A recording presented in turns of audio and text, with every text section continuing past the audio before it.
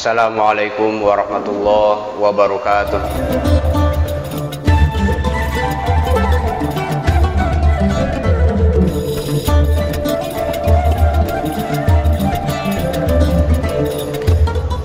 Innal hamdalillah nahmaduhu wa nasta'inuhu wa nastaghfiruh wa na'udzu billahi min syururi anfusina wa min sayyiati a'malina.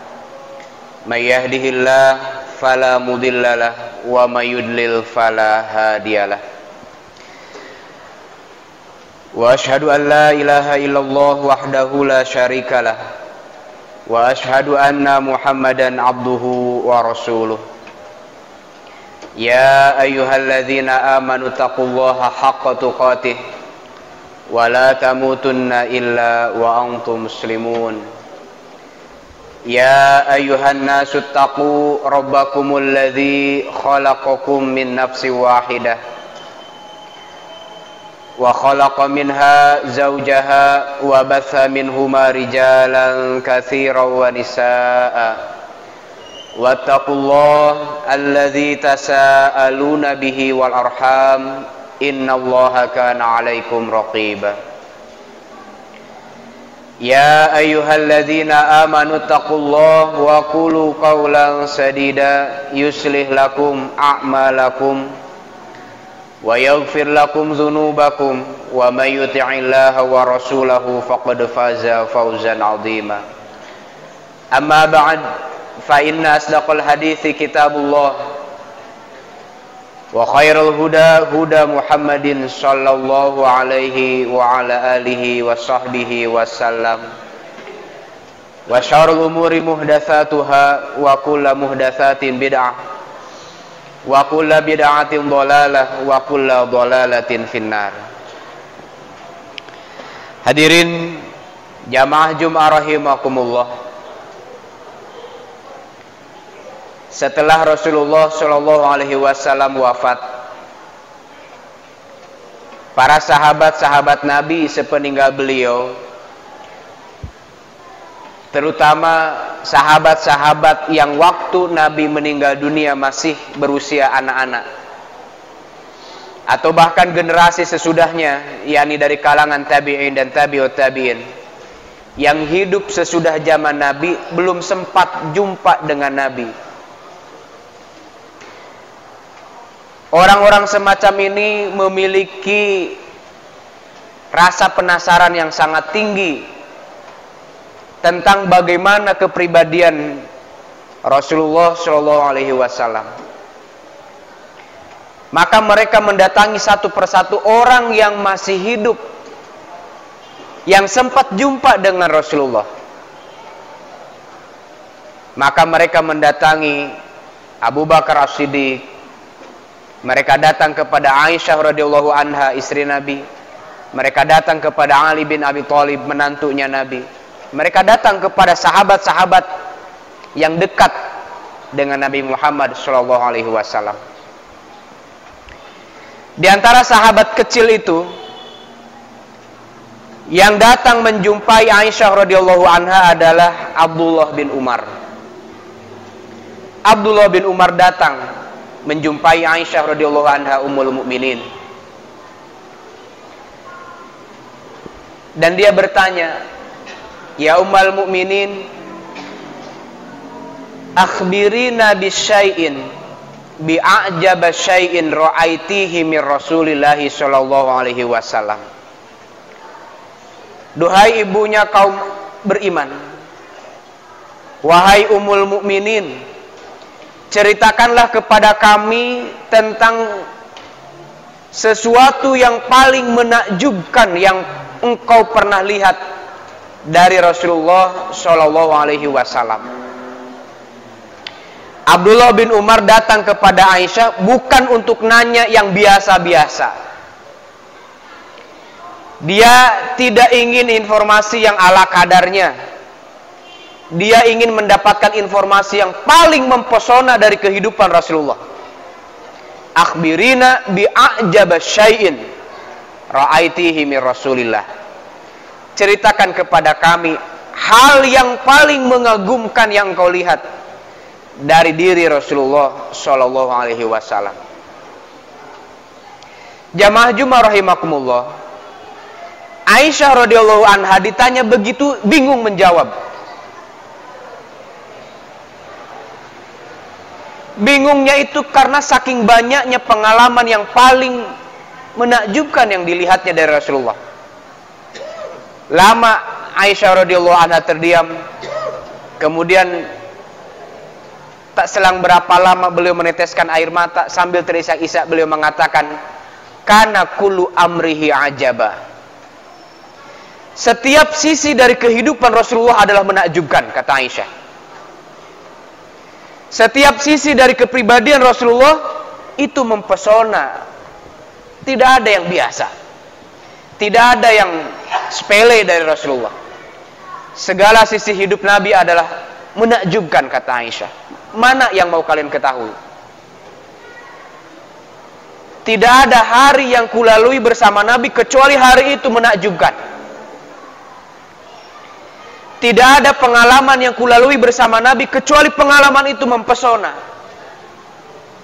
Tidak ada malam yang kulalui bersama Nabi Shallallahu Alaihi Wasallam kecuali malam itu adalah indah, adalah menakjubkan, adalah mempesona. Tidak ada yang biasa-biasa dari diri Rasulullah. Abdullah bin Umar mendesak yang paling menakjubkan. Best of the bestnya yang mana? Kata Ibnu Umar. Maka akhirnya Aisyah radhiyallahu anha bercerita, pernah suatu ketika di malam hari Nabi Muhammad SAW meminta izin kepadaku, Aisyah, izinkanlah aku malam ini untuk bertaqarrub kepada Rabbku, untuk ibadah kepada Tuhanku. Inilah pengalaman yang paling menakjubkan menurut Aisyah dari diri Rasulullah. Suatu malam Nabi minta izin kepada Aisyah untuk beribadah kepada Allah. Lalu Aisyah menjawab, ya Rasulullah, aku sangat suka kalau malam ini aku berdekatan dengan engkau. Tidak ada yang lebih aku suka lebih daripada itu. Tapi pun aku juga suka kalau engkau juga bertaqarrub kepada Tuhanmu. Artinya Aisyah mengizinkan Nabi untuk beribadah. Maka menurut penuturan Aisyah radhiyallahu anha, kemudian Nabi pun mengambil air wudhu. Beliau berwudhu dengan wudhu yang sangat bagus, yang sangat sempurna. Faqoma, kemudian beliau mulai berdiri untuk melaksanakan qiyamul lail, melaksanakan sholat tahajud. Aisyah menceritakan berdirinya Nabi itu berdiri yang sangat panjang dan lama. Lalu beliau ruku dengan ruku yang sangat panjang dan lama, iktidalnya lama, sujudnya lama. Setiap rakaat beliau isi dengan isakan tangis air mata. Dalam sujud beliau doa begitu panjang, doa yang sangat panjang, sehingga Aisyah radhiyallahu anha menceritakan Nabi menangis sambil terisak-isak sampai jenggotnya pun basah karena air matanya. Nabi terus menerus sholat sepanjang malam itu, baru beliau berhenti ketika di masjid Bilal bin Rabah mengumandangkan azan subuh. Baru berhenti. Dalam riwayat yang lain Aisyah radhiyallahu anha menceritakan beliau berdiri sangat lama, ruku sangat lama, sujud sangat lama, hatta tatafattara qadamahu, sampai aku melihat kedua betis Nabi itu bengkak. Saking panjangnya berdiri Nabi dalam sholat malam. Menjelang subuh, Aisyah bertanya kepada Rasulullah, "Ya Rasulullah, kenapa sedemikian rupa ibadah engkau? Bukankah Allah telah mengampuni dosamu yang telah lalu?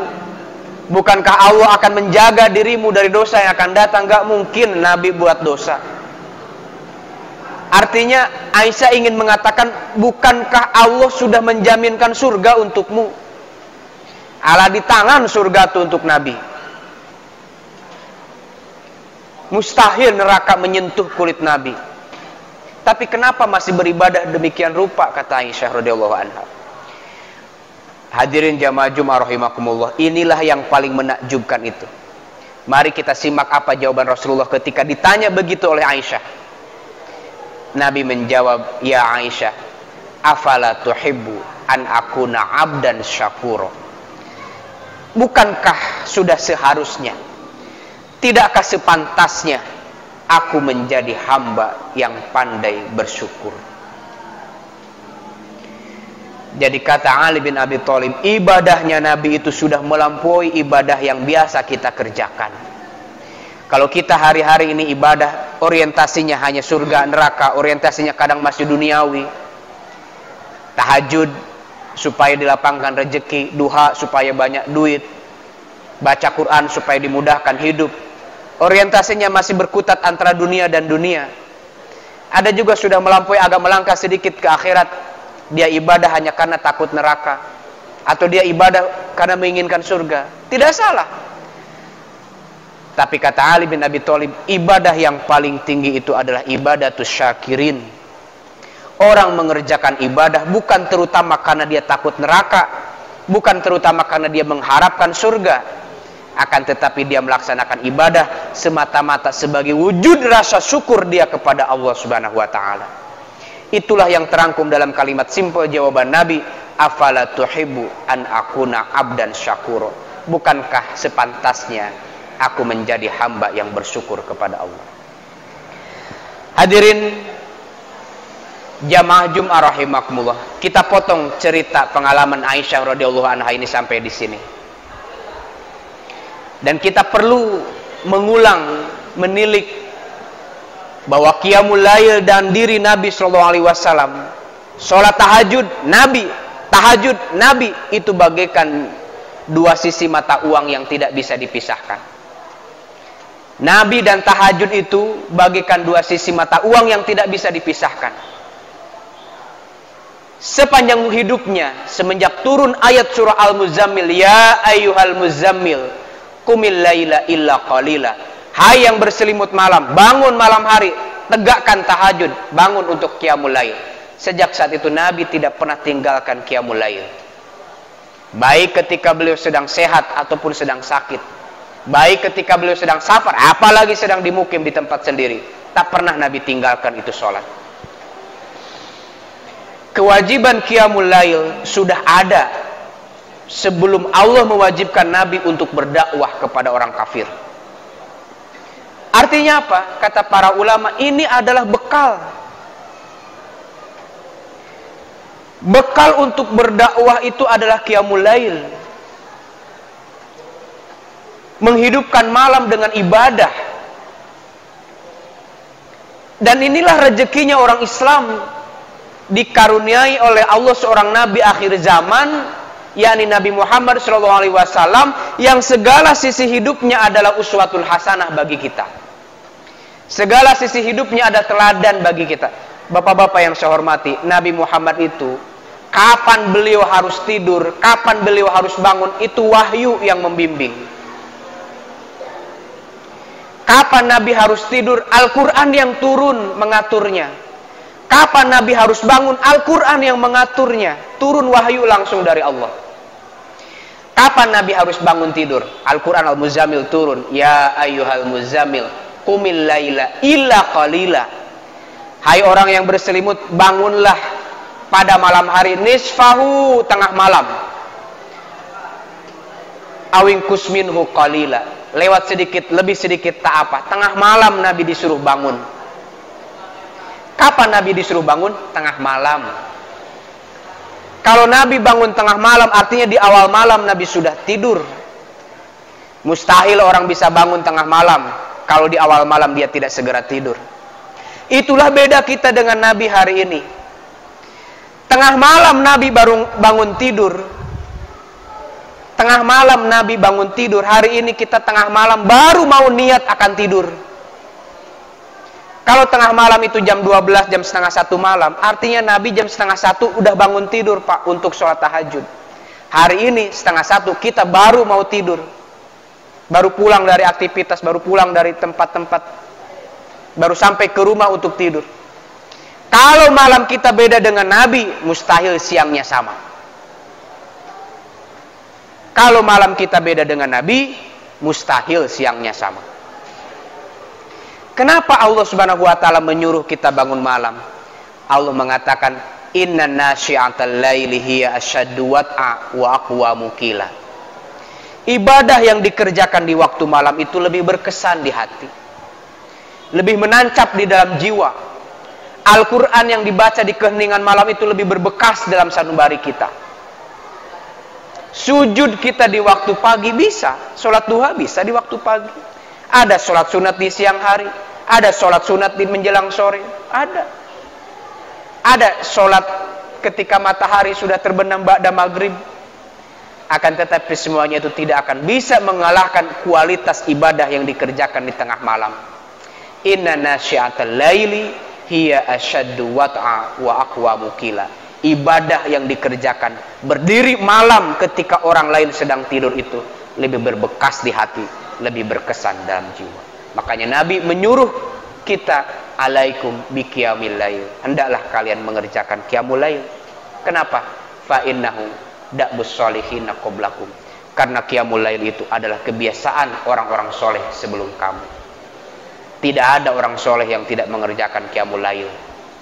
Artinya Nabi itu ingin mengatakan jangan dulu merasa soleh kalau belum terbiasa sholat malam.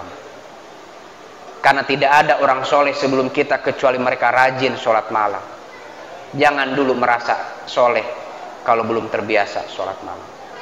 Hadirin jamaah Jumat rahimakumullah, mudah-mudahan khutbah singkat ini memberi motivasi untuk kita untuk kembali kepada Al-Muzammil, untuk menghidupkan malam-malam kita dengan qiyamul lail warattilil qur'ana tartila, dengan membaca Al-Qur'an secara tartil di malam hari.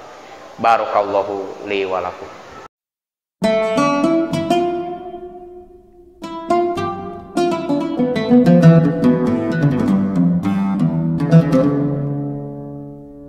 Alhamdulillahirabbil alamin wa bihi nasta'in ala umuri dunya waddin.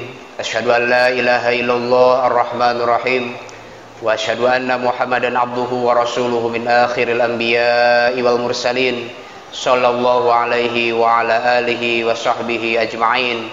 Ibadallah, usi nafsi wa iyyakum bittaqwallah faqad fazal muttaqun. Wa qala ta'ala, ya ayyuhalladzina amanu taqullaha wa tanzur nafsum ma qaddamat lighad wattaqullaha innallaha khabirum bima ta'malun.